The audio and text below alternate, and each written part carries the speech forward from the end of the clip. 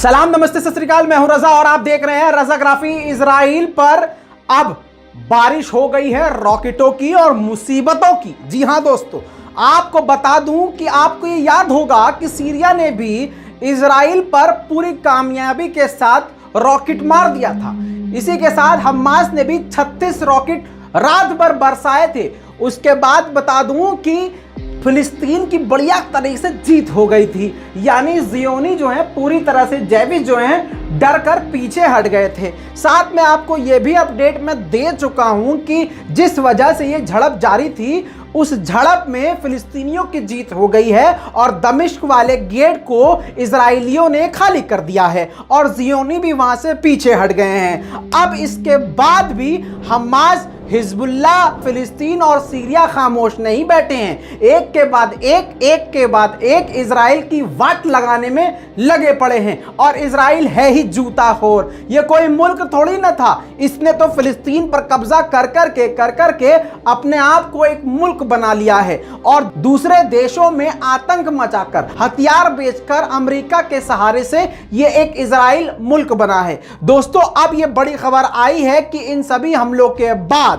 पूरी तरह से अब फिर से एक बार हिजबुल्लाह ने अपने ड्रोन हमले तेज कर दिए हैं। मजे की बात यह है कि इतने ज्यादा हमले होने के बाद, जो कि नहीं हो सकते थे, ये दावा था इजराइल का कि हमारा एयर डिफेंस सिस्टम बड़ा खतरनाक है, लेकिन लगातार 3 दिन तक इजराइल पर हमले होते रहे।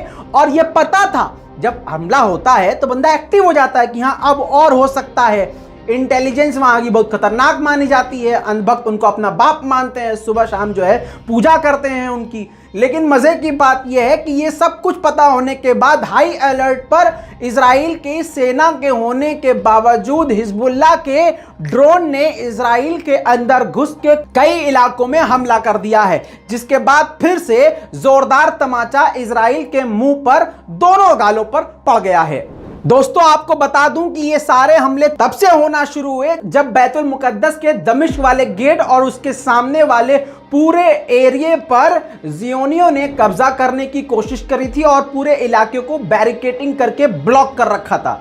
जिसके बाद से हमास भी गुस्से में आ गया, जिसके बाद हिजबुल्लाह भी गुस्से में आ गया, जिसके बाद सीरिया भी भड़क गया और फिलिस्तीनी तो पहले से आग बबूला थे। अब दोस्तों, मामला यह है कि इजराइल हाथ जोड़ के उस जगह से पीछे तो हट गया है, लेकिन हिजबुल्लाह का गुस्सा शांत नहीं हो रहा है। दोस्तों, आपको बता दूं कि इजराइल इस वक्त पूरी तरह से रेड अलर्ट पे है और उसने अपने नागरिकों को चेतावनी दी है कई इलाकों में कि ज्यादा से ज्यादा घर के अंदर रहें और सेफ रहें। जी हां, क्योंकि मिसाइल कहीं से भी, किसी का भी, यानी सीरिया का, हिजबुल्लाह का, हमास का, कहीं से भी मिसाइल, रॉकेट किसी भी इलाके में गिर सकता है। इस बात से आप समझ लीजिए कि अंधभक्तों के बाप अब पूरी तरह से कमजोर हो चुके हैं। इनके पिता बहुत ही कमजोर हो चुके हैं और इनको पता चल चुका है कि सीरिया, हमास, हिजबुल्लाह इतने ताकतवर हो चुके हैं और इनके पास ऐसी टेक्नोलॉजी, ऐसे सिस्टम हैं, ऐसे रॉकेट हैं जो हमारे पूरे सिस्टम को खराब कर सकते हैं